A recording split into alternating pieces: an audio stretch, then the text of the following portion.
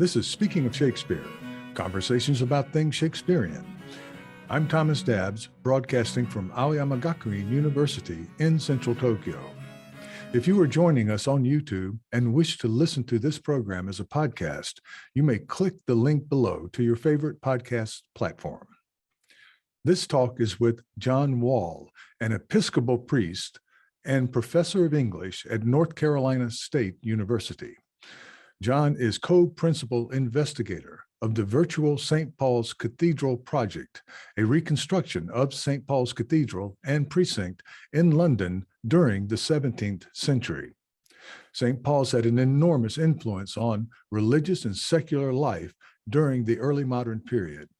It was consumed by the Great Fire of London in 1666.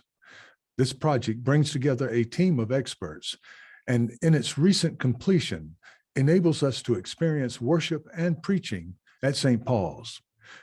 It was also an often unruly cultural and commercial center where many went to hear the news and shop for books during the time of Shakespeare. This series is funded with institutional support from Aoyama Gakuin University and also with a generous grant from the Japan Society for the Promotion of Science. Hello, John. Hello. There you are. It's been some time since I've been able, we've hooked up. The last time I saw you was in Montreal at McGill at the Paul's Cross conference. Yes, a very fine conference. A very fine Indeed. Conference. In our careers, when we started out, I think that mostly what we had to envision London, we had text, we had Shakespeare, we had Donne, but these were books. And sometimes we got to a theater performance, and sometimes you would read about the bookshops in London and wonder about that. And in our lifetime, so much has been filled in that adds to the meanings of the text that we studied when we were younger. And that cathedral, you just know that this enormous, the cathedral of the city of London, this enormous area and this enormous building that had such a presence in Shakespeare's time, in Donne's time, all of these people in our, when we study early modern literature, yet we had really no understanding what it looked like and what it really felt like, to be there. And so much happened there religiously and in the secular world where everything was so intermixed. And I wanted to extend my gratitude for me and for many others now that we can get a better view of the cathedral. And we were talking a little bit earlier about the view you get of St. Paul's from Southwark and that area now. And in terms of Shakespeareans, and I think you had a slide you wanted to show of the... Yes, for Shakespeareans, we were remembering, a moment ago, we were remembering when you go to the Tate Modern Museum, that incredible transformation of a power plant that the Tate administration brought about a number of years ago. If you go up several stories up in that museum, there is, of course, a very nice restaurant, and it all looks large glass windows, and you can look while you're having dinner, you can look out over the Thames. And what you notice immediately is how St. Paul's, the Wren's St. Paul's Cathedral, today's St. Paul's Cathedral, rises up, dominating the skyline. And of course, the same thing was true in Shakespeare's day, although the cathedral was a very different building.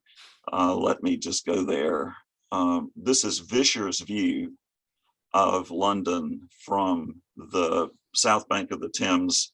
There are several of these panoramic views of London from the late 16th and early 17th century, this Vischer's and Holler's. In Holler's view, the cathedral itself is a little less imposing. It is not quite as tall a building.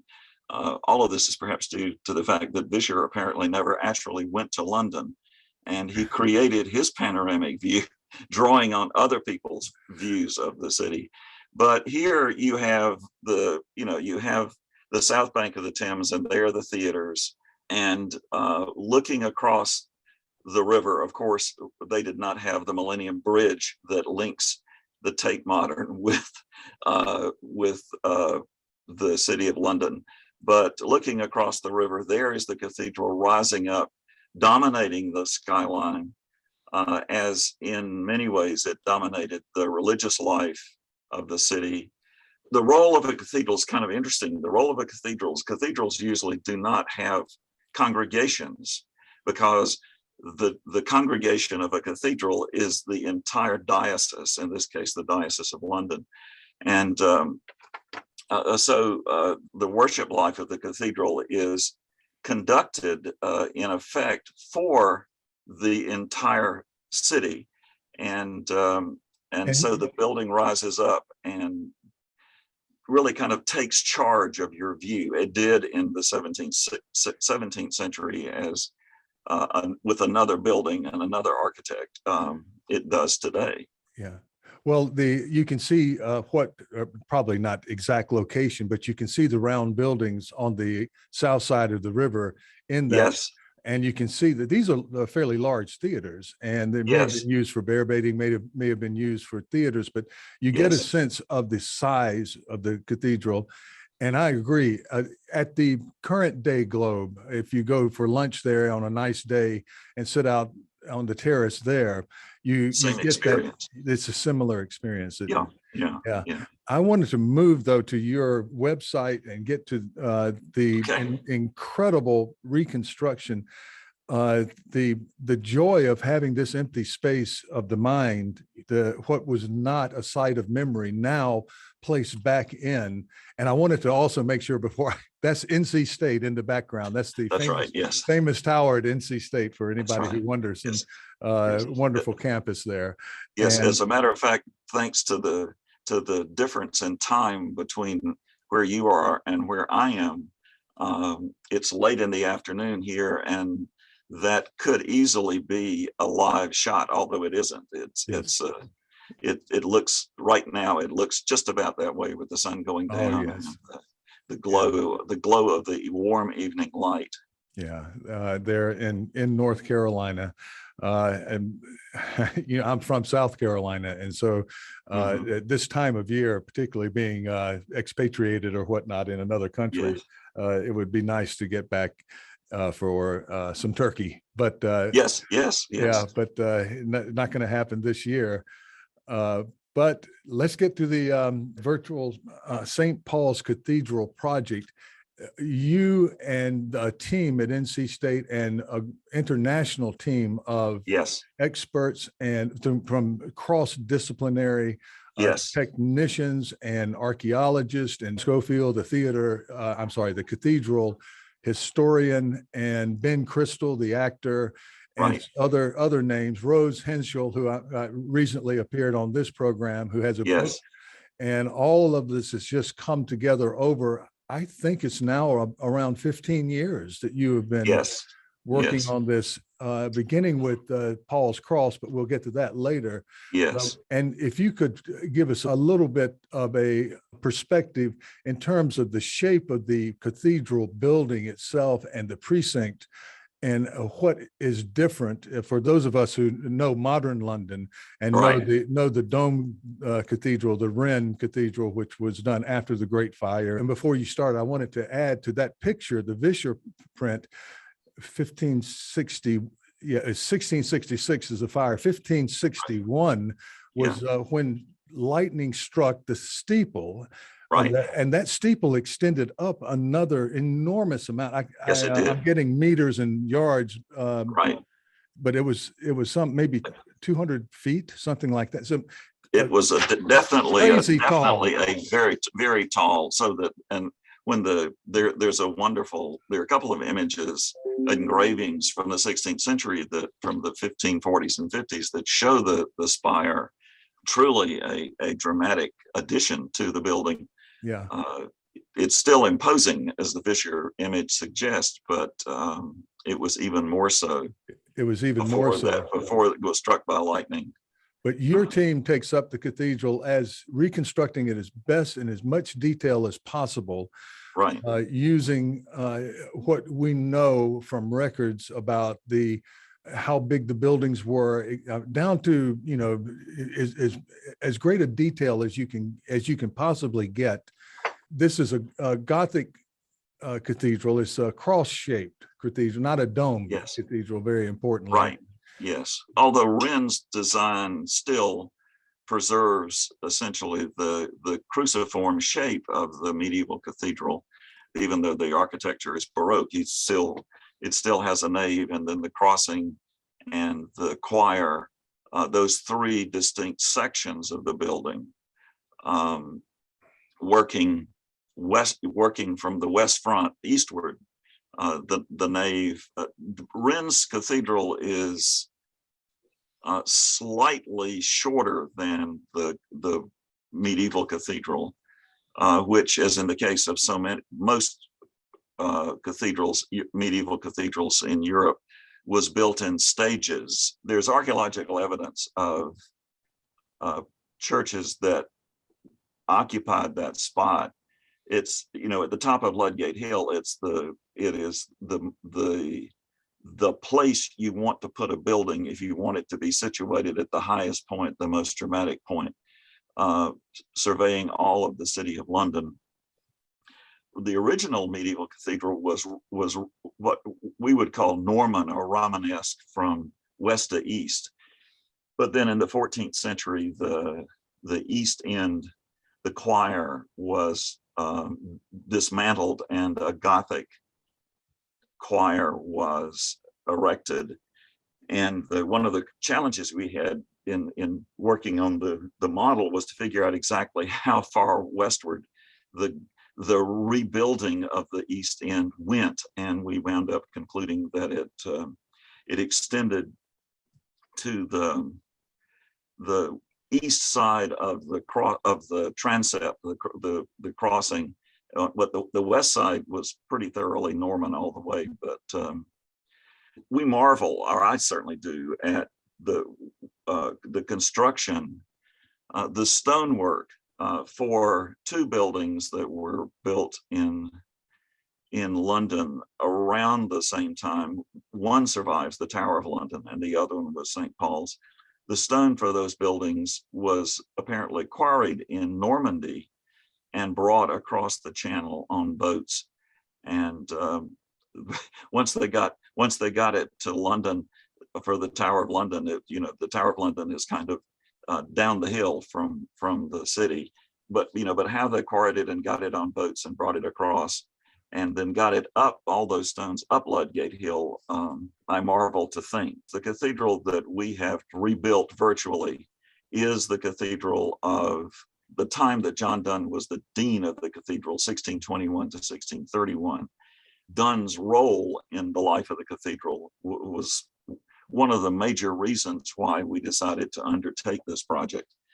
There were other very fine people who were deans in the cathedral during the early modern period, but Donne is the one who stands out, whose name is known, and whose skill as a writer and preacher, and as well as his skill as a poet and essayist, make his particular term as dean the one that really grabs our attention. And so that we built the project around Donne's role in the building and in the life of the cathedral for that decade.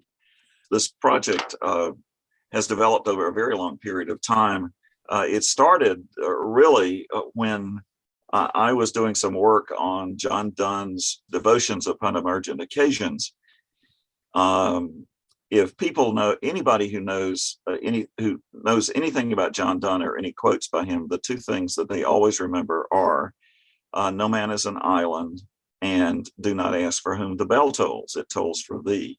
Both of those come from the prose work, Devotions upon Emergent Occasions, which Donne wrote after he had been very ill one fall, and somehow he managed to write this substantial meditation on his illness and produce it, have it published in the next year. So I was working with that and realized pretty much the entire book takes place in his bedroom in the deanery at St. Paul's Cathedral. And he talks about the sounds, particularly the bell sounds, the bell probably of St. Gregory's Church, tolling for someone who has died, and therefore he says, "Do not ask for whom that bell tolls; it tolls for thee." he hears the congregation. At one point, he says they're singing the psalm, and I know what they're singing, but I can't, and I can join in with the singing, but I cannot be with them in that place. I also came to learn that he, in the process of writing that devotional work, makes reference to the apocryphal book Ecclesiasticus 10 or 15 times, not the kind of thing that you would expect him to draw on for dealing with coming to terms with his illness. Well, all of these things are references to the physical space in which he was living and working as the dean of St. Paul's Cathedral.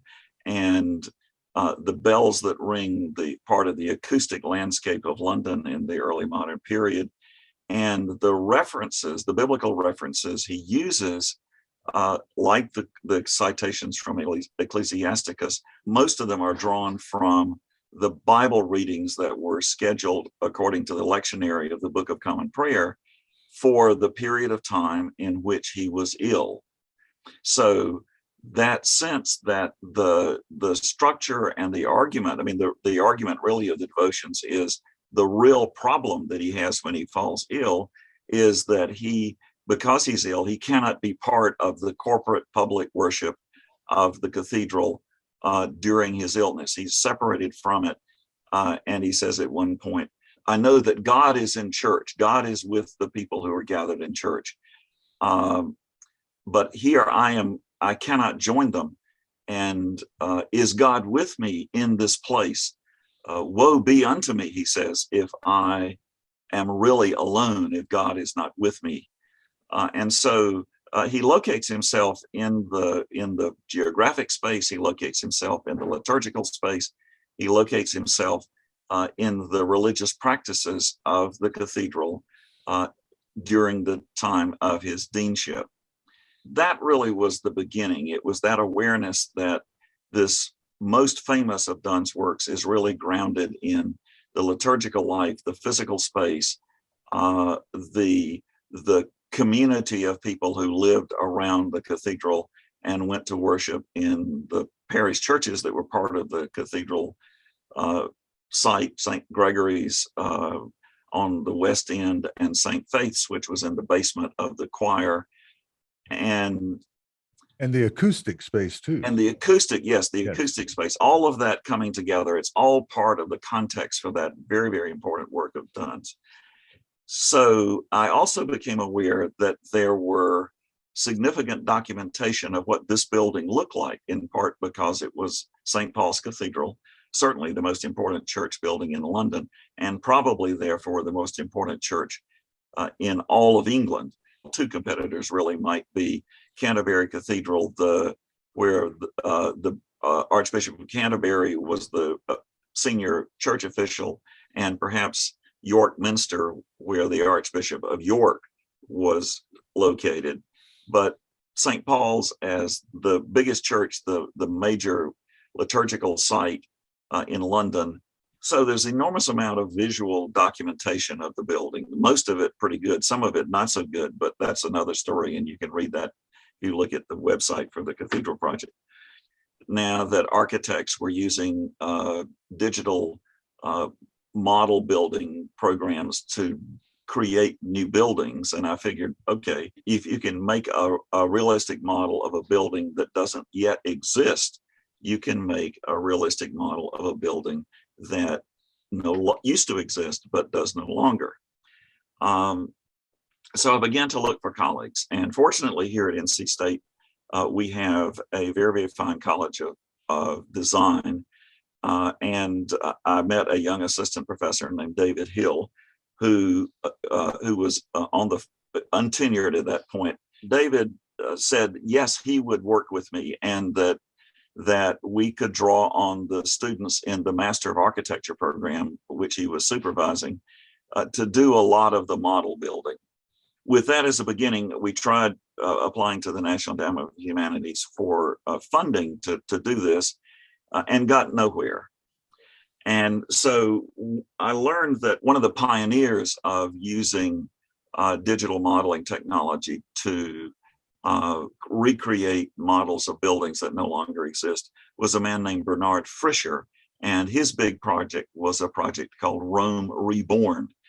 He and his colleagues have created a wonderful website in which they have recreated Rome around 300 AD. It's sort of the height of the Roman Empire. You go to Rome and you see the Colosseum, sort of part of it's still there, but part of it is a ruin, and all the other buildings.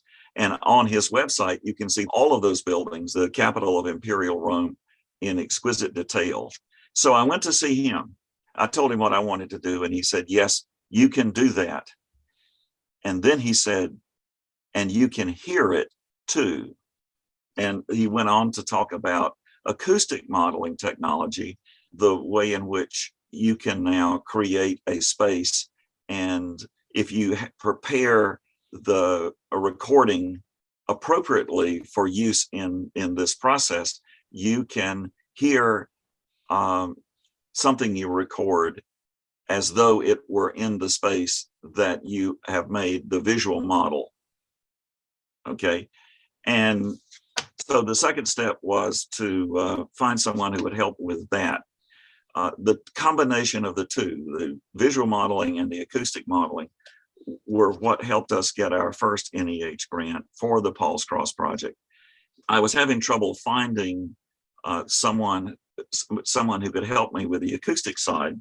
You know, life is full of wonders and mysteries. I was talking to my son-in-law, and I was telling me I'd talked to several people about doing this, people who knew what they were doing, and they weren't terribly interested. One of them said he'd be glad to do it, but I would need to get him a budget of $100,000.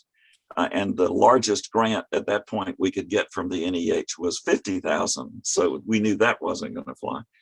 But my son-in-law said, why don't you talk to my friend who is an acoustic engineer who works for an engineering firm in Cambridge, Massachusetts, Ben Markham. And Ben collaborated with us, and it was Ben and his colleagues at a Syntec in Cambridge who did the acoustic modeling for the Paul's Cross project.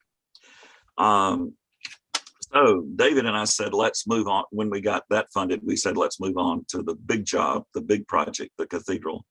And we applied to the NEH. And at that point, the NEH said, what we really need right now is for you folks to develop an open source acoustic modeling package instead of contracting this out to professionals who would use software that's $4,000 or $5,000 a copy. And so just at that moment, I learned that the College of Engineering at NC State had hired a brand new engineer, an assistant professor whose PhD was in acoustic engineering. And so I went to see him. His name is Yun Jing.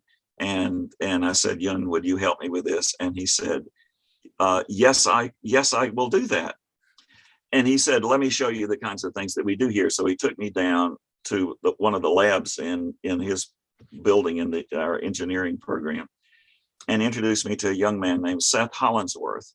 Mm-hmm. Now, Seth was obviously extremely bright, and he was doing all kinds of interesting things. He showed me how the acoustic modeling process works. Later, I discovered that he was a high school junior, a student at the North Carolina School of Science and Mathematics. And he was doing an internship with Yun Jing and learning from Yun about how to do do acoustic modeling. Yun Jing's graduate students developed a open source acoustic modeling package, which is on the website. You can download it. Although I have to say that anyone in the humanities who would like to pursue this and use that software really does need to make sure he has an acoustic engineer on the faculty that he can consult with. I have profound respect for their expertise. But that gave me really the two co-PIs, David Hill in architecture, whose graduate students did the visual modeling, and Yun Jing in engineering, whose turned out undergraduate student Seth and some of his graduate students were able not only to give us open source software package, but also to do all the acoustic modeling. And Seth wound up, after he graduated from science and math, he enrolled at State and worked for us all 4 years of his undergraduate career. He graduated a year ago, but was able to finish up the modeling work just in time before he graduated. For me, it's been a process of developing an understanding of what is possible technologically and how that technology can help us create in the case of the Paul's Cross project and also the Cathedral project, the potential to experience events that took place a long time ago, as though we were there. On the website, I call it Materializing the Ephemeral. And on the architecture side, we worked through, we employed at least a dozen of the graduate students over the years, from the very beginning of the Paul's Cross project all the way through the Cathedral project. And the two who have been the most active over the final push to the end, a young woman named Caroline Cox, who created the 5-minute long fly around video of the outside of the cathedral, and a young man named Austin Corrier, who took the work of the generations of graduate students before him and brought it to fulfillment, doing what the architects call rendering, adding weather, adding aging, adding color, adding light appropriate for the time of the services that we are modeling. And one other young man I have to mention, Gray Isley. Gray worked with us doing some of the basic modeling on the cathedral when he was a Master of Architecture candidate. Then he graduated and went out and practiced professionally for a while, and then came back to the design school's PhD program. And he's the one who developed the virtual reality component. There are lots of images from the virtual reality version of the Cathedral project that are on the website, but you can also download the VR program and either use it on your computer, or if you have an Oculus Rift or one of the other headsets, you can put that on and really create for yourself an immersive experience of this space. We couldn't have done this without the students. I could not have done it without the support of all the colleagues, especially David and Young, over the years. It's been a remarkable experience for me to collaborate with them and learn about the kind of expertise that they brought to the program and to the project. And I am profoundly indebted to all of them for the contributions that they have made. Yunjing asked me to give a talk to the Triangle area acoustic engineering colleagues, and the title of my talk was "How Acoustic Engineers Changed My Life."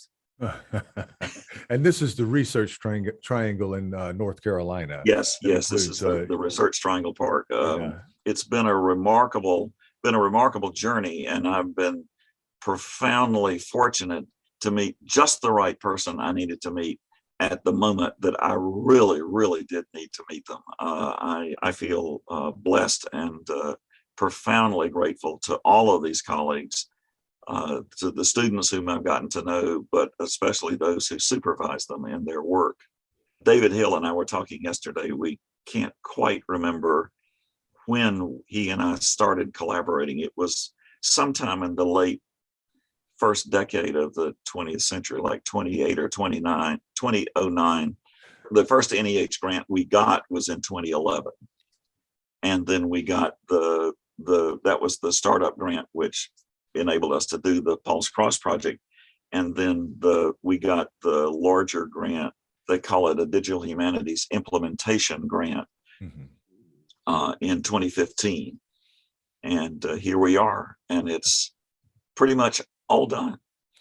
Well, that's so interesting, the narrative there, where you start with Donne's writing with his this private or semi-private meditations during an illness, and how that spatial area and the acoustic area appear in his writings. And you started out, and we'll get to this a little bit later, you started out with the Paul's Cross churchyard, and then you moved into the cathedral, but it sort of expands into Donne's own meditations and his pain, into the human suffering that pretty much occupy 17th century London.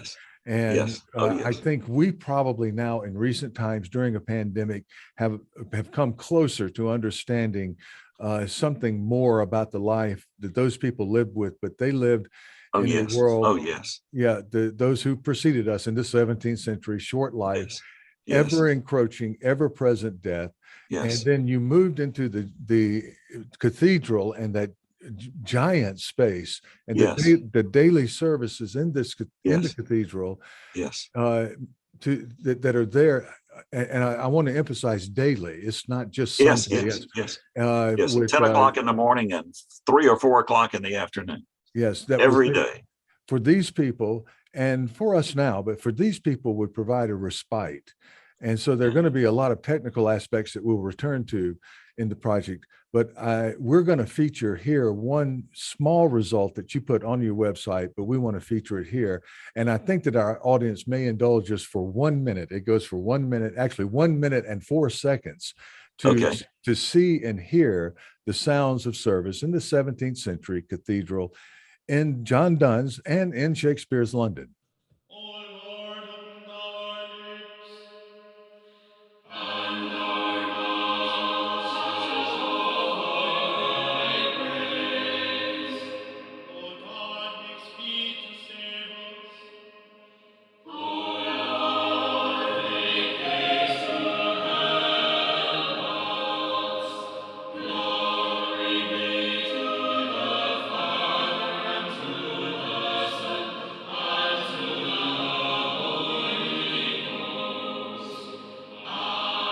was in the beginning, is now, shall ever be, world without end. Amen.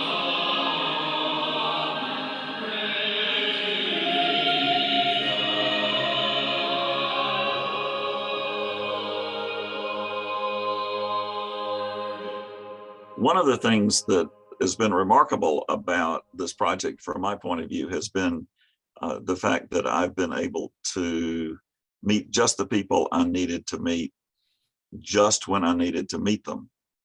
And the shining example of this, in 2008, I was looking for an expert on the fabric of St. Paul's Cathedral and various kinds of other structures in London. And I talked to, I had gotten to know a man named Gordon Higgett, who is an architectural historian and particularly interested in religious architecture in the early modern period. And he recommended that I talk to a man named John Schofield. John at the time was the official archaeologist for St. Paul's Cathedral. He is, in fact, just retired from that post. John is a distinguished archaeologist and architectural historian. He worked for many years for the Museum of London and the Museum of London Archaeology. He's published a slew of books and many, many more articles on various aspects of the built environment of medieval and early modern London. When I contacted him in 2008, John was in the process of finishing up a book called St. Paul's Cathedral Before Wren, which is in fact the history of building on top of Ludgate Hill. I have my copy behind me. Yes. I love that. Yes, please. Yes, it is. Yes, indeed. And John was in the process of finishing up that book. At Gordon Higgett's advice, I wrote John, told him what we were trying to do, and he responded that in fact he was interested in doing exactly the same kind of thing, but he had not been able to get anybody to fund him in creating a digital model of pre-fire St. Paul's. And so we agreed in 2008 to combine forces. And therefore he was part of the original grant proposals for the Paul's Cross project, and continued with us. He came to Raleigh. We had a sort of opening day celebration of the Paul's Cross project in 2013. And John came over from London and gave a talk at that event. And he has been our companion and partner in this project from the very early stages all the way through to the completion of the cathedral project. We fell into a rhythm of, the students in Raleigh would create an image, create a model, and render an image, and we would send it to John, and we would wait nervously until he responded. Often he said, you've got to fix this or change that. Or he would say, you've got it all wrong, you got to start over. And so I remember on a number of occasions telling the students who were working on the visual model that whatever John says, we're going to find a way to meet his requirements. Because as I like to say, if John Schofield says it's okay, I don't care what anybody else says, because he is truly the world's expert on the architecture of London in the early modern period. So John has been with us through it all, and in fact did one of the most important bits of research on the project. He found manuscript material in the London Metropolitan Archive, which included the measurements of the deanery where John Donne lived. John was able to find that material, get all the details, and then create a sketch of it for us. And then we turned it over here. We turned it into the model of the deanery that's on the website. He has been a joy to work with, and we owe an enormous debt to him for his working with us. As happens, we're all finding things here at the end that we, in second thought or third thought, we really should have done differently. That's okay. One of the things that the website features is a description of all the things that if we had another grant from the NEH, and time to do them over, we would do them and make them better. But on the other hand, this is a project that is in the public domain, and if someone else gets the grant, we would be happy to work with them to bring it to an even higher level of clarity and authenticity. But as I say, John has been a delight to work with, and I am so grateful to him for all of his contributions, his patience with us as we learned from him how to apply the vast store of knowledge that he brings to this material, to this site, and to the visual model. That takes us to John Donne, and Yes. I'm going to encourage, of course, any viewers, listeners to visit the virtual St. Paul's Cathedral website. I'm getting confused because when I started with your team and enjoying and using your information and presentations that I've done now for a decade, it started with Paul's Cross. That's and right. With Yes. a sermon on Paul's Cross, and for I want to try to get in everyone here. The city of London, for those of us who know London, we sort of think of the center now as being maybe Trafalgar Square, maybe the area. You think of Big Ben, you might think of Harrods or over in the Hyde Park region, that sort of thing, maybe West End, but none of that was developed. It was all there. The church, the cathedral as it stands now, would be on the west side of what's now the borough of London, and because of that incline, Ludgate Hill, and the Ludgate of the city wall that surrounded. Right. So that's the position, and that's the city at that time. And Paul's Cross and Paul's Cross churchyard would be, and this is hard for people, it would be on the northeast side. That's so right. If you're looking across the river from the Globe or from the Tate, it would be on the other side to the to the right a bit. And that's where you started and worked with John Schofield and others on your team to develop the preaching pulpit of Paul's Cross, which had such an enormous influence during the Elizabethan settlement when the new liturgical practices were being established in the cathedral area. It was really Paul's Cross where I don't want to say the ideology, where that the new religion, the Reformed religion, was established. And so let's talk a little bit about the beginnings with the Paul's Cross project. Yes. One of the reasons I started, I started the project because of a real deep belief that the religious life of the religious life of England in this particular point was an exceptionally important part of the broader culture. People were required by law to attend church on Sundays and holy days. The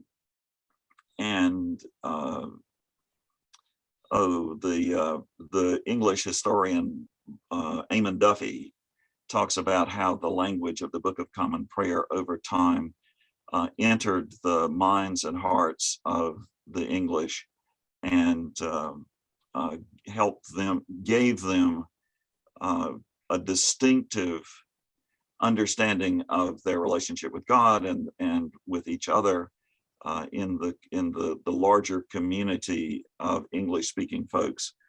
The sermons at Paul's Cross actually precede the Reformation. They started at the beginning, the late 15th, perhaps the early 16th century. But when Henry VIII decided to break away from the Catholic Church, and all the way through the changes in English religious life from the 1530s, when the English Reformation began, with Henry's actions, to some great extent motivated by his desire to divorce his first wife, Catherine of Aragon, and to marry a young woman named Anne Boleyn, who is important to us because the child that they had together was named Elizabeth, and she became the queen. That whole period is especially, all of us in North Carolina are very fond of that part of English history because it was, of course, it was Queen Elizabeth who supported Sir Walter Raleigh in sending out colonists who landed on the coast of what they called Virginia for Queen Elizabeth, the Virgin Queen. But we know it now as part of North Carolina. North Carolina, the Carolinas were named for Charles I. We can talk about that later on if you want to, but Elizabeth's successor, James I, James VI of Scotland, who became James I of England. This part of North America was named for Queen Elizabeth. The establishment that finally worked and became the first permanent English-speaking colony in North America was named for James, Jamestown. And when his son Charles said, "I want to get my name on that, over there across the Atlantic," and so from the Carolina literally means Charles's land. Yeah. Not much colonization actually took place here until Charles the first son, Charles II, was able to get folks to begin to pursue the colonization of what we now call North and South Carolina. Yeah. But and for our listeners, viewers, you're in Raleigh, North Carolina. I'm in Raleigh, North Carolina. North Carolina, yes. And you are a son of South Carolina. So, I'm a son of South Carolina, not far from Charlestown. Yes. Yeah, Charleston. Yes. And so yes, there is that history that permeates where we grew up. In terms of the architecture of the actual Paul's Cross, is a very interesting archaeological. In terms of Rose Henschel talks about using space and using spaces, and the cathedral, the central, the nave and choir were used for various reasons, but in the religious realm, there was liturgical practice, and there was a lot of revisionism going on in terms of how to use the cathedral. And I think some early Protestants didn't think you needed a cathedral. Right. Oh, yes. But the thing is, the practice is set, and we're going to get pretty soon to the Book of Common Prayer, but which is the attempt to revise and reset the liturgical practices of the Church of England. Yes. But that's inside the cathedral. Paul's Cross was outside, and it was it wasn't free form. I think that the preachers were limited to 2 hours, kind of two turnings of the glass, and then you're cut off no matter where you are with God. But you pretty much had, for that day and time, you had a wide berth about how you could interpret scripture and talk about your position in this church that was reforming and reforming and reforming. There wasn't just, the curtain didn't just drop with the Reformation. Right. Yeah. So that's the outdoor pulpit, and there's the freedom there, and it's right next to an entire is flanked by, eventually by the 17th century, bookstores on the northeast side, which is the work that Peter Blaney did, reconstructing that. Yes. And so you have a bit of an echo chamber in there where you have preacher, and your site shows this. You can hear the bookstores, the side of the cathedral, the transepts and the choir, and then over the bookstores, which are, as Blaney showed us, are fairly high. You have an auditorium in there. And you have the sermons being printed and Bibles being printed. And I think the first time in English speaking history that you would have people who had read what was being talked about from the pulpit. You had good auditory for that time, pretty good auditory surroundings, but that's what you and your team looked into and rebuilt. But that was where it happened, I think. Yes, the Paul's Cross sermon, the every Sunday and on other days occasionally, the 2-hour-long sermon started at 10 and ran till about noon. It was really where, as we were suggesting earlier, Henry VIII initiates the English separation from the medieval Catholic Church, but as far as the worship of the church under Henry, it stays pretty much the same. Then his son Edward becomes king, and things change very quickly. We get the first prayer books that you mentioned. And then, of course, when Edward dies, his sister Mary, who is the daughter of Catherine of Aragon, becomes queen, and she tries as best she can to undo the Reformation. She becomes queen in 1553 and dies in 1558 when she's succeeded by Elizabeth, who reverses the Mary's efforts to make England Catholic again. So this shifting back and forth, someone worked out that you could, in the space of one lifetime, you could have gone from Catholic to Protestant to Catholic and back to Protestant all those many times. But Paul's Cross was a place where the issues of the Reformation, the arguments for it and against it, were conducted depending, and the tone of them, the position that the preachers took, tended to reflect who was the monarch and what their position was, the monarch's position on the religious affairs of the day. One of the questions with the Paul's Cross project, that was our proof of concept project. We were in the process of applying to the National Endowment for the Humanities for money to learn how we could recreate the look of these buildings and also the sound of the buildings and the sound of the worship services that took place, and recognized that Paul's Cross was a project that was doable with a limited amount of time and money. And so we did. We started building the model of the cathedral and the churchyard. We, of course, built the model of the preaching station. It's a little cupola,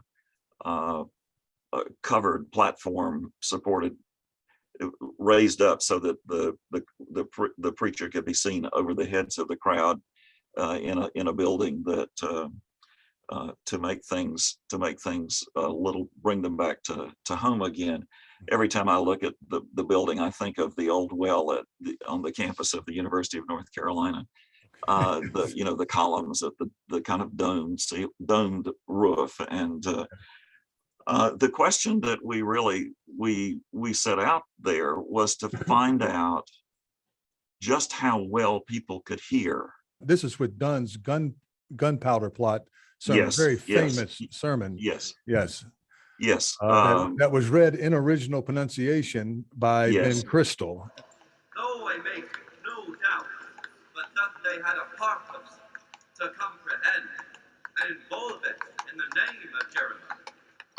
Yet that was not enough. For so they might have comprehended and involved Genesis and Deuteronomy and all between in all name of Moses. The system of pronunciation that is called original pronunciation, it's really the dialect of London English, which is appropriate because Donne was born in London and, of course, lived most of his life there. So David Crystal, who's a distinguished linguist, came up with a system of pronunciation that he believes reflects the way in which the language was pronounced. And he graciously agreed to do a script of the sermon for us. And I said, and of course now I need to find an actor who can perform it.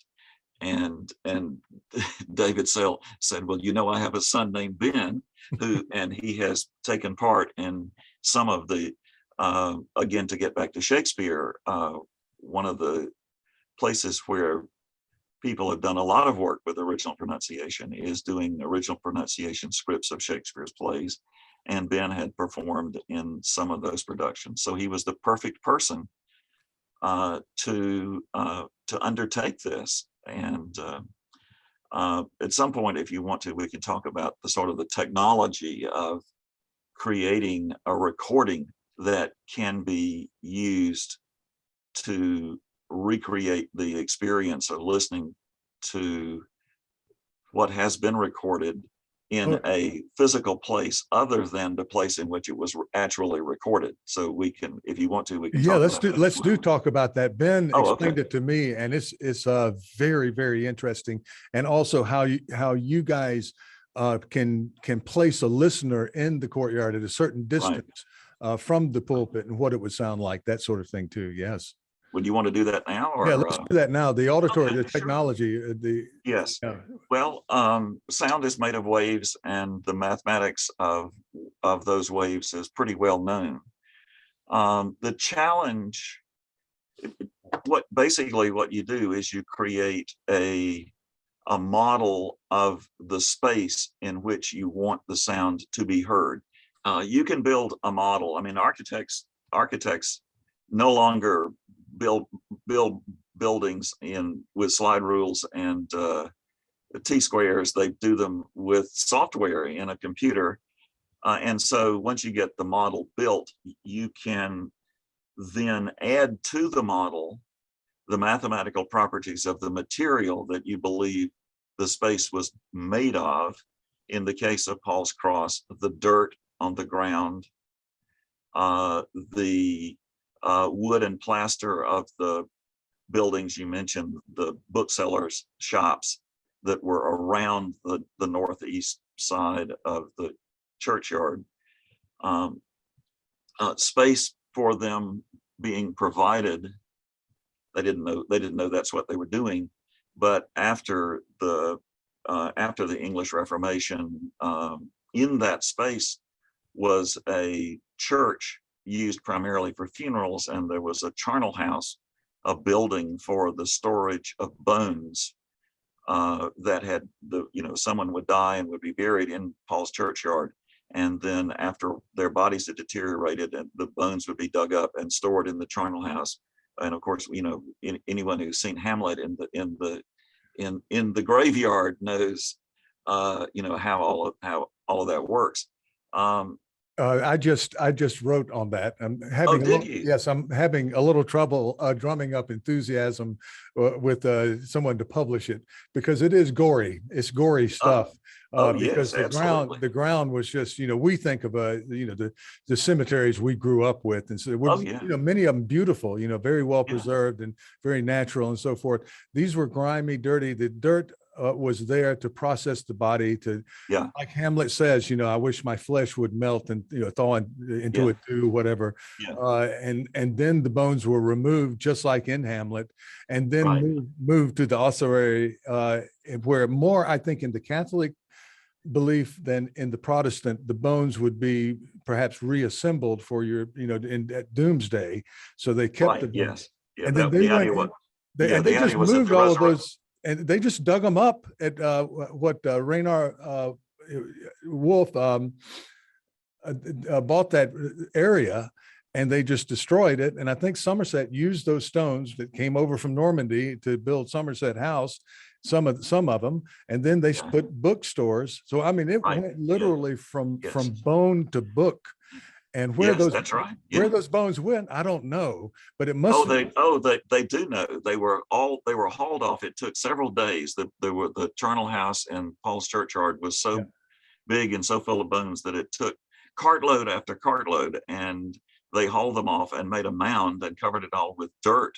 That you go to the universal source of all knowledge, i.e. the internet, you will find we're in London. We're in today's London, is built on top of where all the bones were dropped. So when they, as you say, when they tore down the charnel chapel and the charnel house, they opened up the space, and the booksellers started selling books from wagons, and eventually built. Eventually, this grew into all the houses, the bookseller shops around that side of the. So the Reformation created the space, and the booksellers filled it. Like the White Greyhound, the famous shops that we see on title pages for books during that period for Shakespeare's lyric poems in particular, were sold right there where the bones used to be. That's right. That's right. Yes. So once you establish the space, the model of the space, then you introduce the sound handling properties of the material. So you get the geometry of the space, and you get the materials, and all of that goes into the construction of the model. In this case, stone for the cathedral, wood and plaster for the bookseller shops, dirt. Then you introduce sound into that, introduce the recording into the model. And what comes out of it, this is an acoustic modeling software. What comes out of it is the sound that you put in at one end of the project. It comes out at the other end, sounding as though you were hearing it in the space that you have created digitally. And you can choose your listening position anywhere in the space that you have modeled. So in the Paul's Cross project, since we were interested in how well a crowd of people could hear, you can listen to all of Donne's 2-hour-long sermon from a number of positions, but you can listen to bits of it from 8 or 9 positions. The story about Paul's Cross was that it was this place where the issues of the Reformation and the different positions on the theology and the beliefs and the practices of the church at any particular time were being discussed and argued and debated. So the question is, how well could people hear them? How effective a means of communication for these critical issues does this particular platform turn out to be? And it actually turned out, as you know, that the space created a kind of natural amplification system, and that is, so long as the crowd was well behaved, anyone could hear the preacher in a space that's about 120 feet by 150 feet. And in the presence of crowds that are estimated to be as large as 4,000 to 6,000 people. On the Paul's Cross website, you'll see our discussion about just exactly how much space that many people would fill up. And as a result of that, I decided that the people making the estimates were probably inflating the size at least a little bit, but nonetheless, people gathered there and stood. And it says something about the importance of religion in the culture of this period, that people would stand and listen for 2 hours. Yes, and they're standing on a burial ground. That's right. Yes. And that brings up another name, Arnold Hunt, and his book, the excellent book on the art of hearing, because yes, absolutely. hearing is so important. That you have limited literacy. Their estimates range, and there was literacy, but there was a lot of illiteracy or semi-literacy. Yes. So this, speaking the word and remembering what you heard, was very, very important. And I think there's great evidence that probably they were better listeners, perhaps hearers than we are. Yes, I think that's true. The professional estimates of the literacy rates in this period tend to go up and down. They used to be, the thought was that maybe 80 or 85% of the general population would be illiterate in our terms. And now people are developing much more sophisticated understandings of what literacy consists of. So just because you didn't sign your name, just because you put an X on your marriage license when you signed it, instead of signing your name, doesn't necessarily mean that you were illiterate in our sense. In fact, people were in the educational system of the period. People who were able to go to school were taught to read before they were taught to write. And so you might actually be able to read if you did not continue in school long enough to learn how to write. Your X is the best you can do, but nevertheless, you can actually read the written or printed word. One of the things that I'm working right now on is a project to sort out ways in which the worship according to the Book of Common Prayer, which calls for responses by participation by the congregation, responses to, the Lord be with you and with thy spirit, to recite together the Lord's Prayer, the creeds, the confessions and other things. How did that permeate? How did that creation of an active and participating congregation, how did that get communicated to people? And so something to look forward to. Yeah, well, let's talk about that a little bit more. And I want to, it's kind of difficult for us because we have to go back and forth between technology and cultural history, right, and also the geophysical nature of what we can see on the site.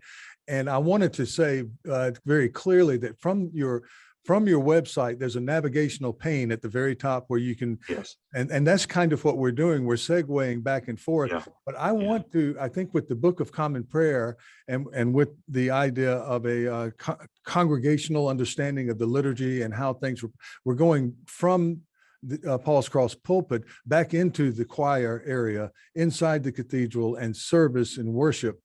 And the key word in your efforts to materialize the ephemeral, that's from your web, materialize the ephemeral. It has disappeared, but it's been brought back, and there's some wonderful music that we will be playing here, or it may already have, and how it sounded within the nave and in that structure. And if you could tell us a little more about how that works, worship service, Yes. and what the Book of Common Prayer meant to the public who attended those services. Yes. Yes. Let's talk a little bit more about the technology. We talked about the creating a model of the space that in which you want to hear the sounds that you produce. In the case of Paul's Cross, the Paul's Cross sermon, crowd sounds as well as the sound of the preacher.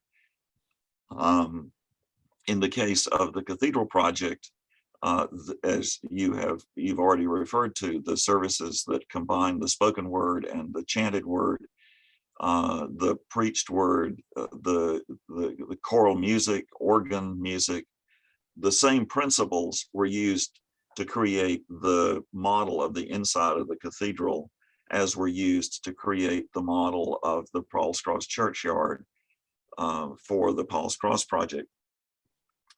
The other side of it is the need for the sound that goes into the acoustic model to be sound that does not bring with it the acoustic properties of the studio in which it was recorded. The question is, how do you record sound in a space and all you have recorded is the pure sound of the producer of the sound, whether it be the preacher doing a sermon, or whether it be someone reading scripture, or whether it be the choir chanting, or someone playing the organ. The classic way to do this is to use something called an anechoic chamber. An anechoic chamber is a sphere, the inside of which is covered with sound absorptive material. Usually they use some kind of, the one that we used for the Paul's Cross sermon was on the campus of a university in Manchester, in England.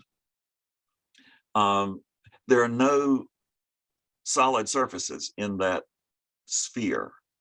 The person who's making the recording stands on a stainless steel net, and Precarious. well, you ever have the chance to ask Ben Crystal what that was like? He said it was really creepy, and he could only take it for about 15 minutes at a time. So we recorded this 2-hour sermon in little bites. No, but I mean, he was in there, and there's some photographs on the Paul's Cross website of him in the anechoic chamber, and you can see that there's these they look like stalactites or something like that. They're triangles and pyramids and squares and things, but they're all made of sound absorbent material. And so to find out what Ben was going to do, I went into that chamber and talked, and it was literally as though the sound came out of my mouth and stopped right in front of it. Oh, wow. Wow. Just, no reverberation, no echo. That's what anechoic means. No echo, without echo. All right. So that's the way that we did the recording for the Paul's Cross sermon. And also the inside of the cathedral. Now, I'm wondering how you got the choir. Well, yes. Okay. All right. Now this is the tricky part. Anechoic chambers usually are limited to one person at a time. And there are recordings that have been made by groups, choirs or quartet, instrumental groups of musicians of various sizes. And if you want to be absolutely a purist about it, what you're going to do is what we did with Paul's Cross, which is you're going to rent an anechoic chamber. Whatever it is that you want to play. Let's say you've got a string quartet and you want to get a recording of that string quartet without echo. So what you do is you record it 4 times. And each time you record it, one of the musicians is in the anechoic chamber and the other 3 are outside, and they're connected by earphones so that they can play together. And then after they do one recording, then one of the musicians, the one who was in the chamber, comes out and another one goes in, and they do the, that would have been, to do the cathedral project that way would have been, well, it would have taken a whole lot more money than the National Endowment for the Humanities would have been willing to give us. So fortunately for us, since the Paul's Cross project, since we did the Paul's Cross project, the technology of recording has improved so that what you get, what we used a conventional studio for, actually we used 2 studios for recording all the sound that you get in the cathedral project recordings, but we used extremely directional microphones. So that, and each speaker, each singer, each person recording, whether it was spoken word or song or whatever, each person had his or her own mic. And the mic, the technology of the mic was able to get a pure sound. You only got the sound coming out of the mouth of the person who was speaking directly into the mic. And then all of those individual recordings were then blended together, were combined into the recording of the whatever particular thing this was, whether it was a prayer or a canticle or an anthem or whatever. And then that was what went into our acoustic model of the choir of St. Paul's.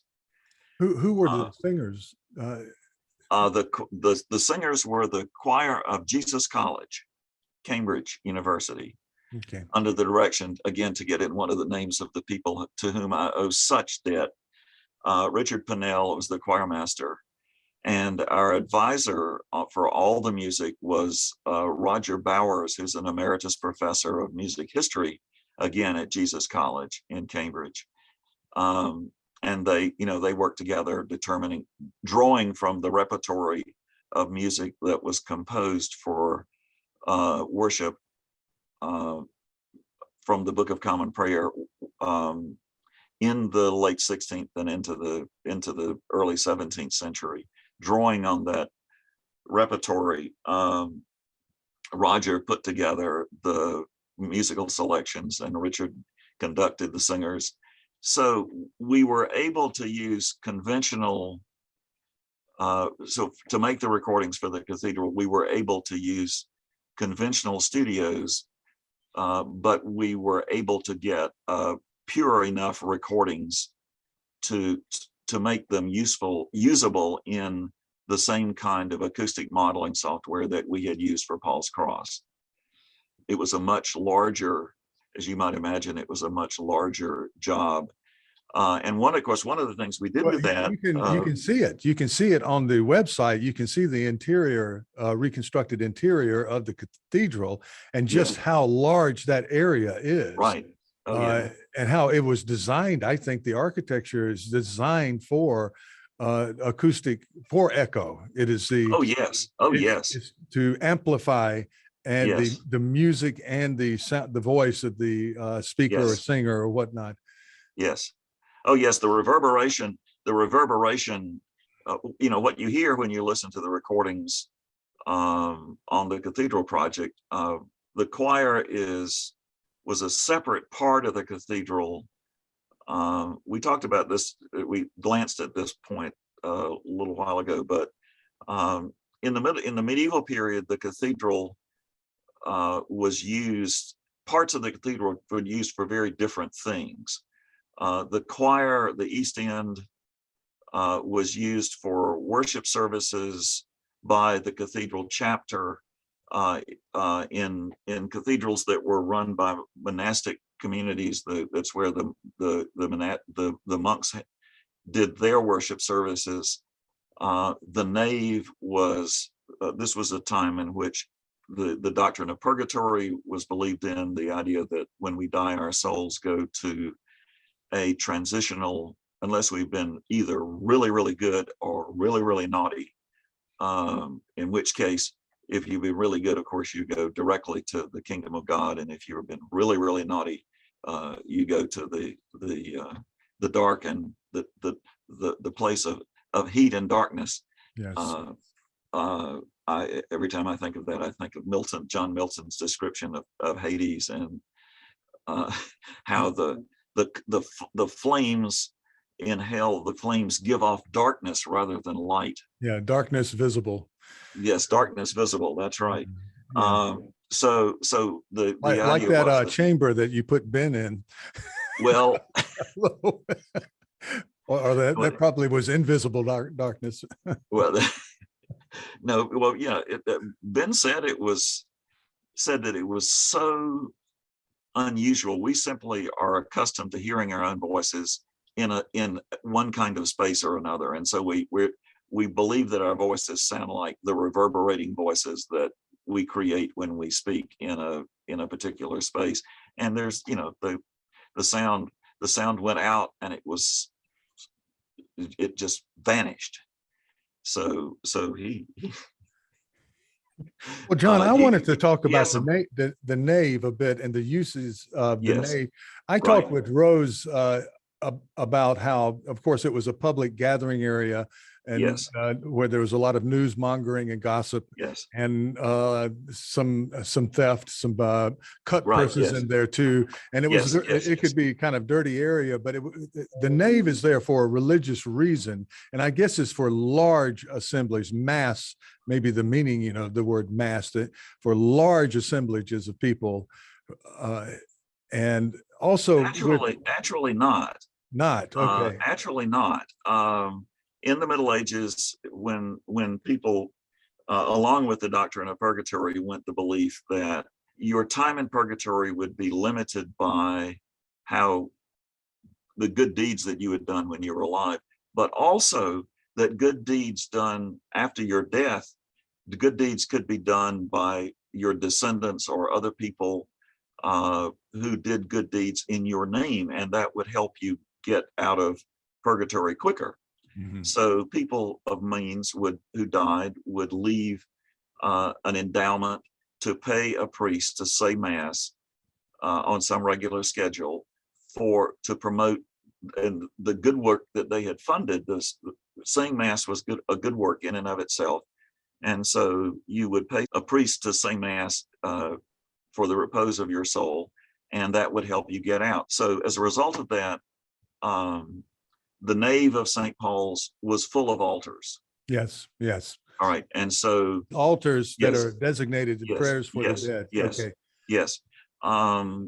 And you can see that from the aerial, one of the aerial views, you can see the cells along. Of course, you can see it on your website too. Yes. Yeah.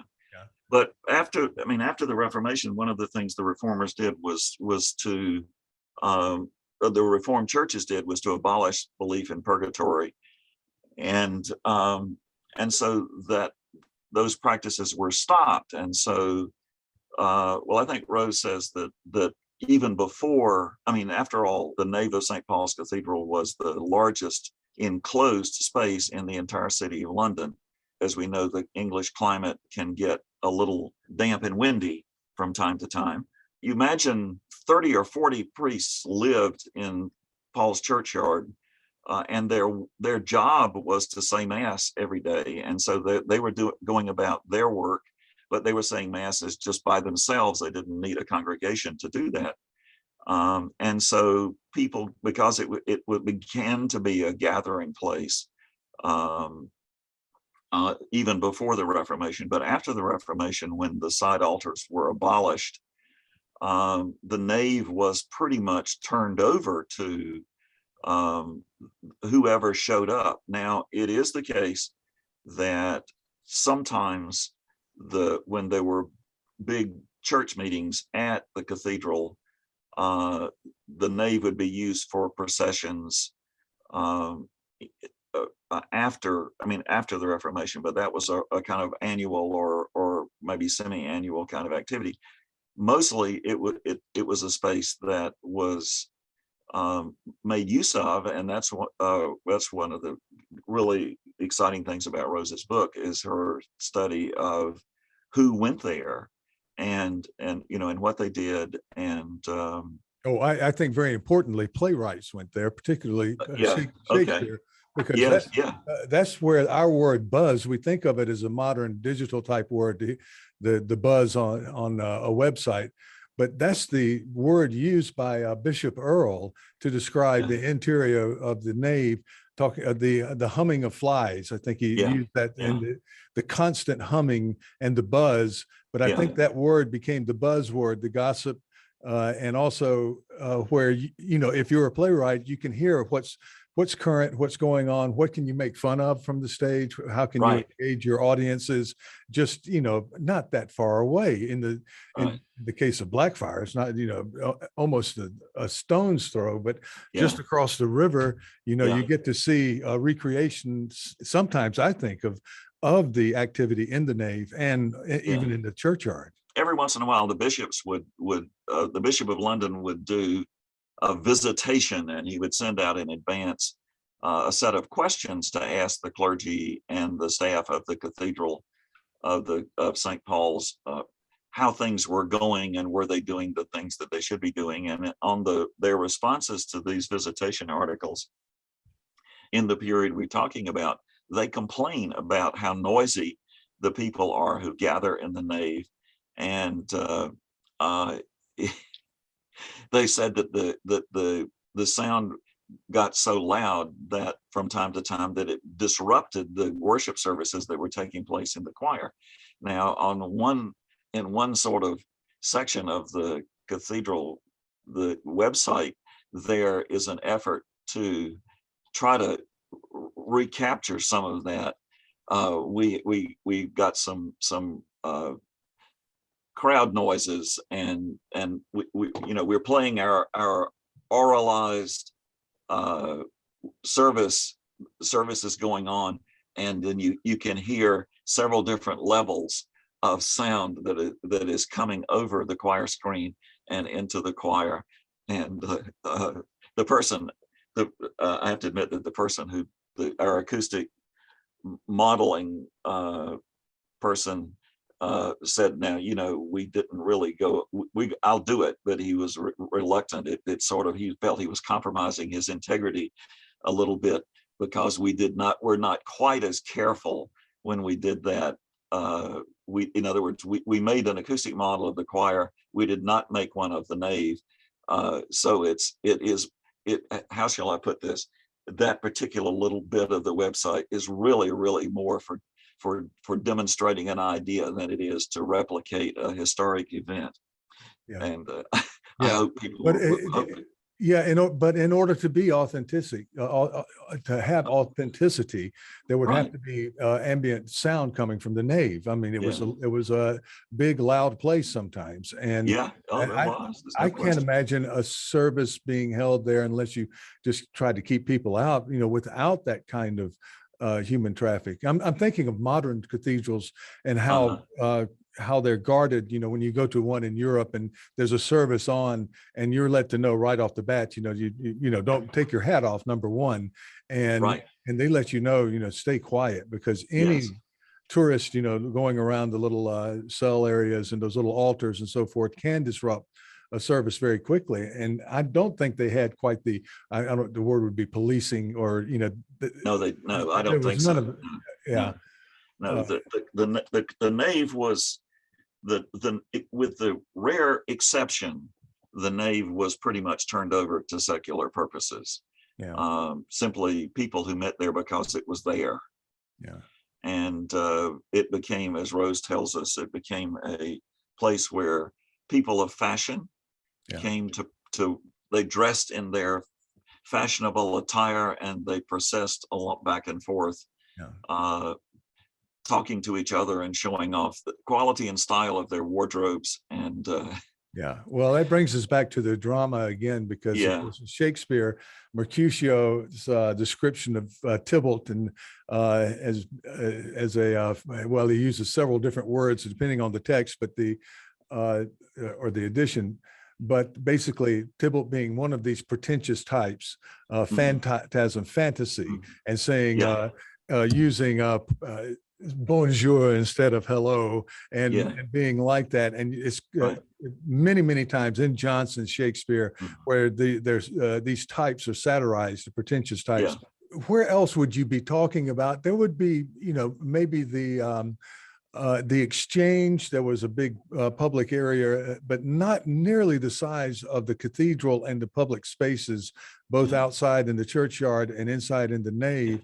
So when you're lampooning certain public types in public areas and crowds, the church has to be in, the cathedral has to be in play in the minds of the audience. Yeah. Oh yes, absolutely, absolutely. No, it was look, it really, one of the things, if you look at a map of London in this period, you realize that the cathedral covered an enormous amount of ground east to west, and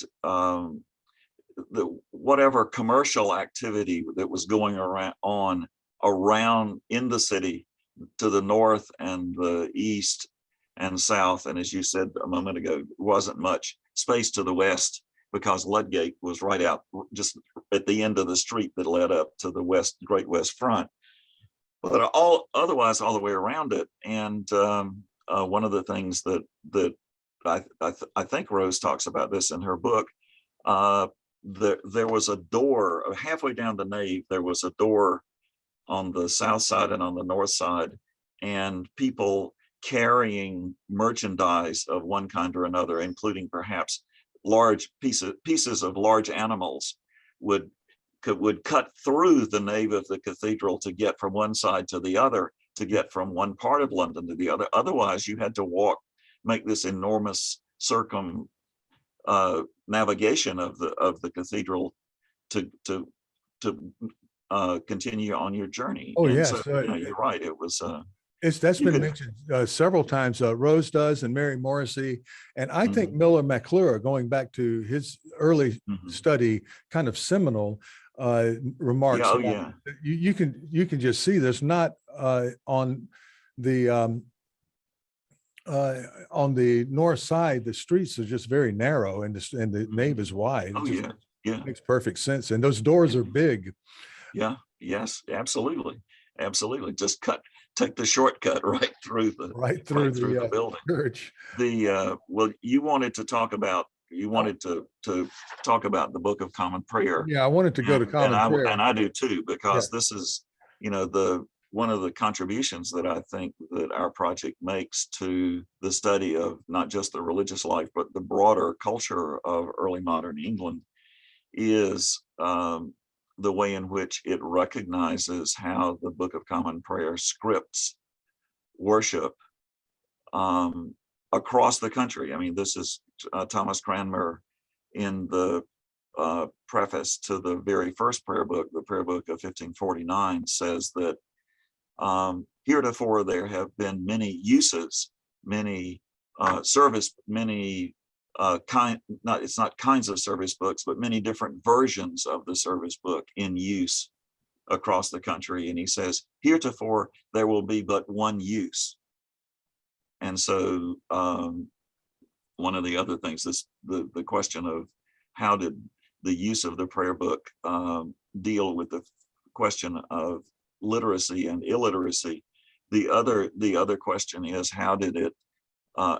how long did it take for there to be enough copies of the Book of Common Prayer for them to be generally available again across from one end of the country to the other, north, south, or east, west?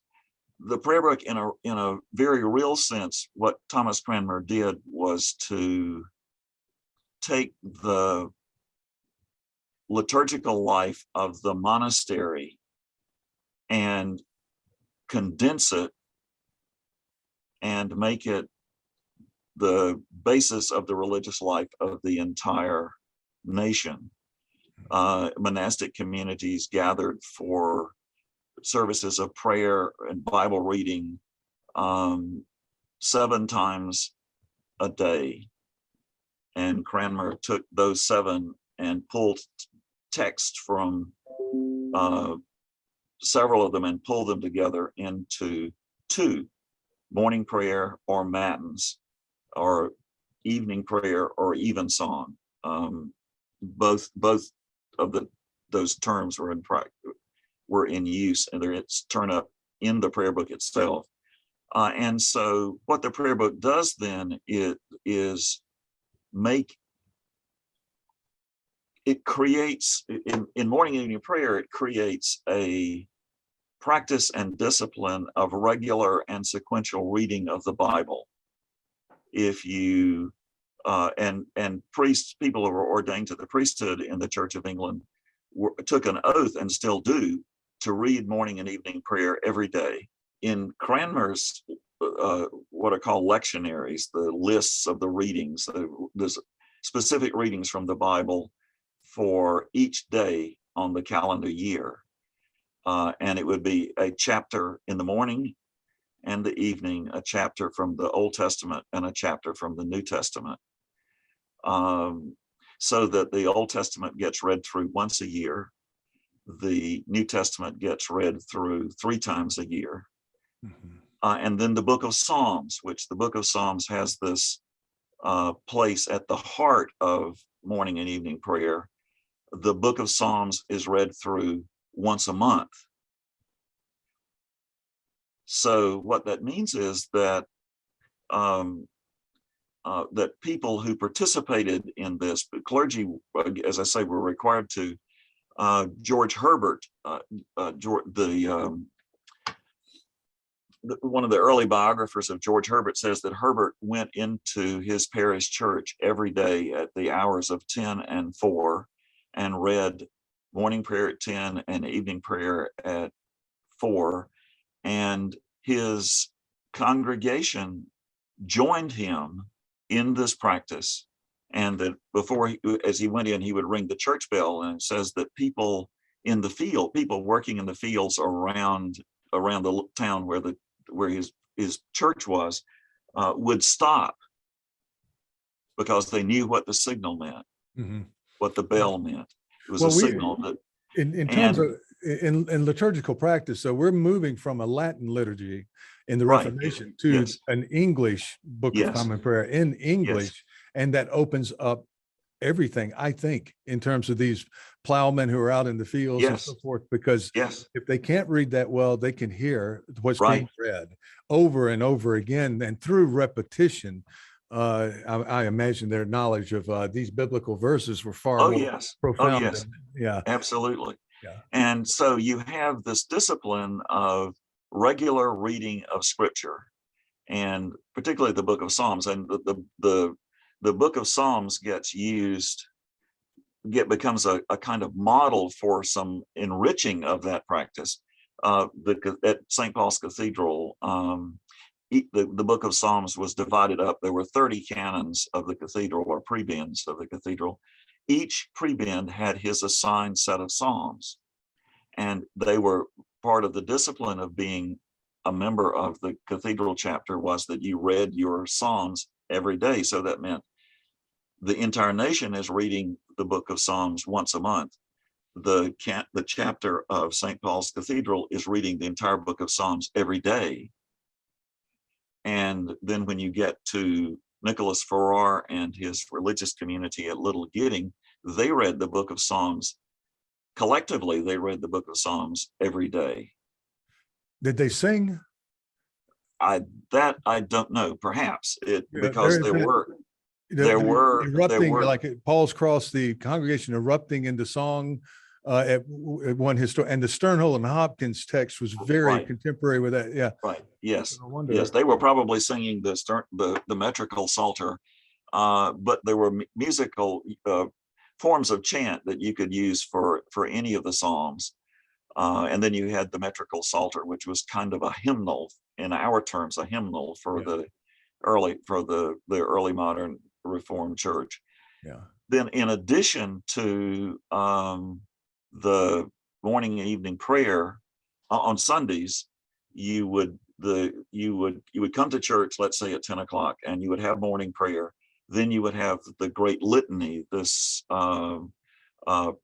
extended series of interchanges that's prayer for you sort of, it's intercessory prayer that it sort of covers the waterfront, but emphasizes prayer for the monarchy. And then you have Holy Communion. And Holy Communion has a sermon in it. And this is what we do on the cathedral website.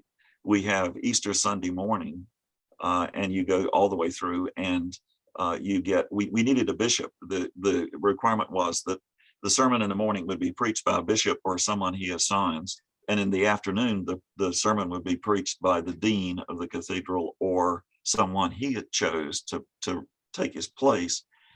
And so you add up the numbers. The indoor sermons are an hour long.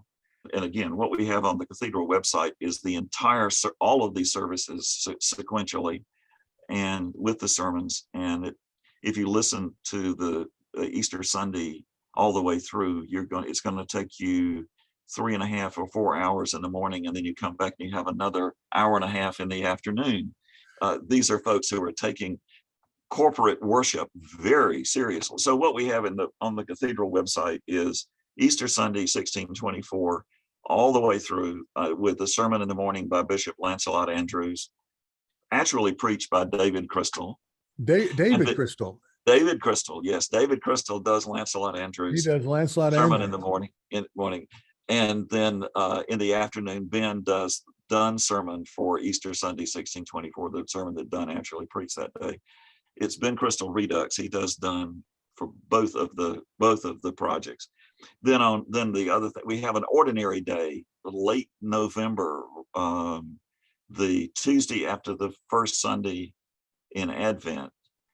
Just a plain Jane ordinary day with morning prayer and evening prayer, and they are sung to sort of more ordinary, simpler tunes. And so on the site you can get the flavor of another day at the office worship. This is come and go every day. And then a special day, a festival day of the Easter Sunday, 1624. Excellent. Well, I wanted to make. And if I may just insert one more thing here. Yes, one of the things that's really important to recognize about the Book of Common Prayer is that it is about creating corporate worship, and the understanding of worship is that it is true worship is the collective worship. You may say prayers on your own as an individual, and indeed there were primers, there were prayer books created that draw on prayer book texts so that to give you a sort of a condensed version of morning and evening prayer for use at home or with your family. But the point is that true worship is corporate worship. It is the nation at prayer in individual parishes and in cathedrals collectively. And since you've got baptism, you've got confirmation, you've got wedding services, you've got ordination services, you've got ministry to the sick, and then funeral services, again, as actions of the corporate community. What you have really is a religious life in which with the focus on the corporate and the public. And so many of these services are about bringing into the corporate life of the gathered community the distinct individual aspects of a lifetime. You're required by law, if you have a child, you're required by law to bring the child to your parish church within 4 days of birth for baptism. To take communion, you have to get confirmed, and probably in your late childhood or early teens. You get married, you come to church. You have children, you bring your children to church. If you're ill, then the priest comes to visit you, and he brings with him symbolically the entire community that is praying for you. And again, when you die, you are brought to church.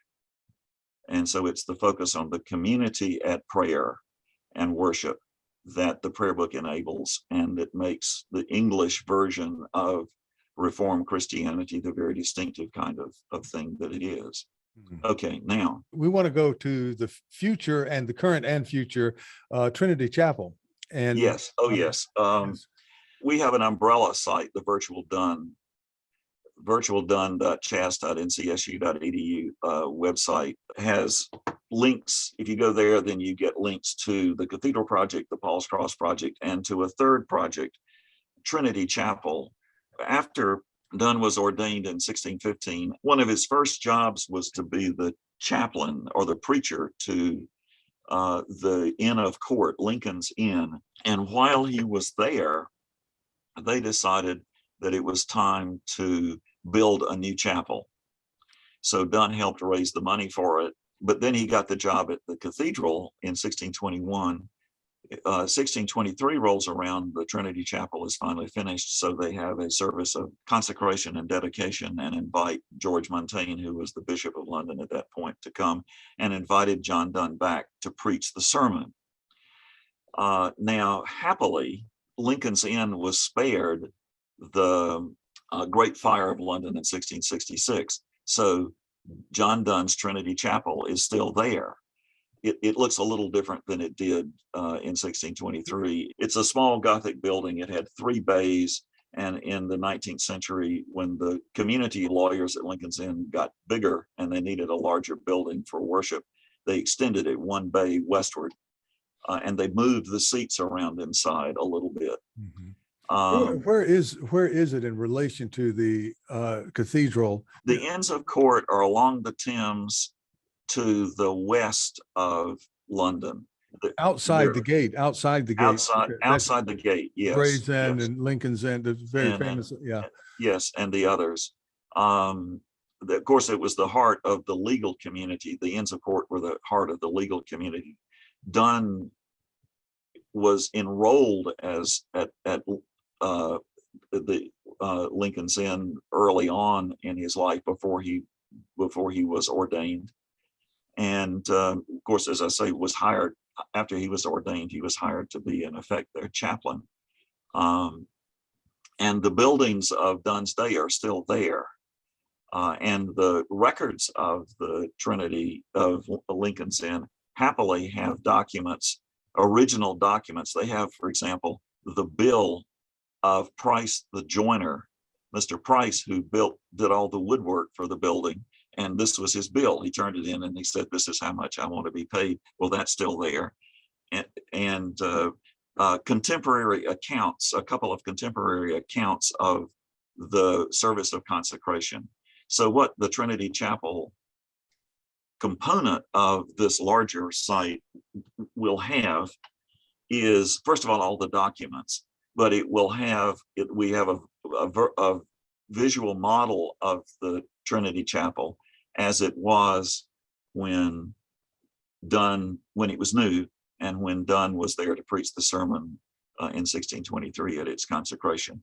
The bill of Price the joiner, for example, tells us where the furniture was located originally, and things have been moved around a little bit to bring the building into accord with later fashions in church, the arrangement of where the altar was and where the pulpit was and other kinds of things. But one of the really, really, to me, powerful things about going to visit Trinity Chapel, and I hope you will, you walk in the back door, you have to climb a flight of stairs, and you walk in and you walk down. The original stained glass is still there. And in one of the windows along the north side, the stained glass window is made of lots of different pieces of glass pulled together. There is a section of the stained glass window which says in Latin, "I, John Donne, Dean of St. Paul's, caused this to be made." That's our man. And that's his mark. And that's his mark. That's his mark. That he put his name on it. He literally paid to have his name on the building, and it's still there. It is still there. And the furniture, some of the furniture inside, the pews that are on the east end of the building were the pews that were built by Price the joiner. So there's such a tangible sense of the early modern world in that building. So I got fascinated with it, and I've written some things, and I'm going to pull all of that together one of these days Well, to that's complete the this trinity of websites.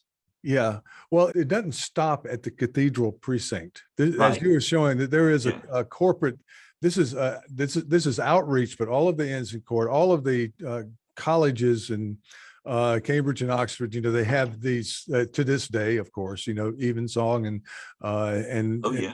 of course some more. Some well I've been and beautiful music and so forth, and so this still keeps on going in our Yes. time. Oh, It's yeah. something I don't think that you and I grew up with so much in the Protestant South, that we tended to just go to church on Sunday, and Right. so we it's hard for us to imagine what you're calling the corporate practice of, Yeah. daily practice of Yes. learning the word of God, having it spoken, and the connection you have to have with the parish church and with the cathedral, of course. Right. Yes. Now- We're all modern individualists, and it's, and for us, it's, it's you and me, God, and, but we're talking about a world. And this is one of the reasons that I felt the importance of doing this project was to create the experience of a world in which it's the community at prayer, and the way that prayer life, that worship life was organized and coordinated. For example, anytime you can work it out, and the directions for working out the order of readings are on the cathedral website. All the tables and everything else, you can work out exactly. Let's say you're interested in a sermon that you knew was preached on what is today, November the 23rd, in 1625. You can take the tables and work it out and know exactly what was read in church on the day that sermon was preached. Now, the person doing the preaching may have just so much took that for granted that he didn't think it was important to refer to it, but nonetheless, he knew what was coming. Mm-hmm. And he knew what the context for his sermon, the worship context for his sermon. He knew what parts of the Bible were going to be brought to people's attention on that day that provided the kind of envelope, the container for his own particular sermon. Mm-hmm. And there's one sermon that Donne did that is he did it. It was in the 1620, or somewhere in the latter part of his time. It was at St. Paul's, and it's a sermon about the biblical texts are kind of on the gloomy side, and so he's gone on for an hour, and he says, and the news has really been bad. God is really upset with us. God is a just God, and that he's really upset with us and our sinfulness. And of course, he turned the hourglass, as you mentioned earlier, and the sand is running, and the sand is getting, the amount of sand left is getting smaller and smaller and smaller. And in the text for the sermon, he says, he said things are really bad. The news is bad. He says, but there is another point. And he says, is there sand enough left in the glass for one more point? There is not. I'm out of time. Then he says, but is there patience left in the congregation for one more point? And there must have been, because he goes on for 3 more pages in the printed version of this sermon, right? And when he gets to that point, he says, okay, one more point. The whole thing turns around. The whole thing turns around. We set aside the God of justice, and we are brought before the God of mercy and love and compassion. And the way that he weaves the content of the sermon, the way he weaves that around the conventions of delivery, and this is at evensong, and the use of the hourglass and the attention of the congregation, and all of those things, and just weaves it all into this what turns out to be a really powerful sermon, and the way he gets people's attention right at the end of it, when they're all sitting there and say, okay, he's about done. He's got to be, I can see the sand, I said, okay, and that, for something like that to work takes a community that is accustomed to practices and to the language and to the rhythm of reading the Bible and the focus on the worship of the corporate community. It's really something. Well, as you can tell, I've been working on this really all my career, but particularly over the last 15 years, and I'm still as excited about it and committed to it as I ever was. well, the sand is running out of my hourglass, actually, because I have a class coming up. Oh my goodness! During what I'm teaching the Bible. Wonderful. They thrust the Bible upon me, and I wanted to good tell for you them. a quick anecdote. Shakespeare teacher, the person who taught when I came to my university almost 20 years ago, and I'm in Japan, of course, the person who taught the Bible retired, and we had at that time a Miltonist on staff, and she was worried that they would give her the class, and she didn't want to do King James, and it's King James Bible. And right. So she was my senior at the time, and she approached me and said, "You're from the American South, is that right?" And I said, "Yes, that's correct." And you a Christian? I said, "Well, more or less, whatever. I grew up Christian." She goes, "And you're Shakespearean, so you have no trouble with the King James Bible. The class is yours." So dumped it on me.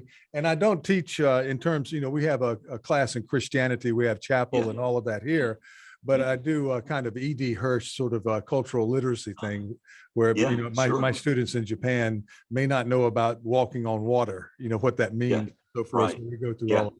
Anyway, that class is coming up in about 15 minutes, and I wanted to thank you. I know that your future is set for you, because this is like the cathedral. It has no end. There's more and more to be done all the time. Yes. Oh yes. And we can only hope that this breeds much more and of work of this type. And I know my colleagues in Japan, and also my friends in digital reconstructions in the digital humanities community, greatly appreciate the work that you've done. And I've loved your persistence over the years. And we'll look forward to seeing more from the project in the future. Thank you so much. Wonderful. You're so very welcome. Thank you. It's thoroughly enjoyed our conversation.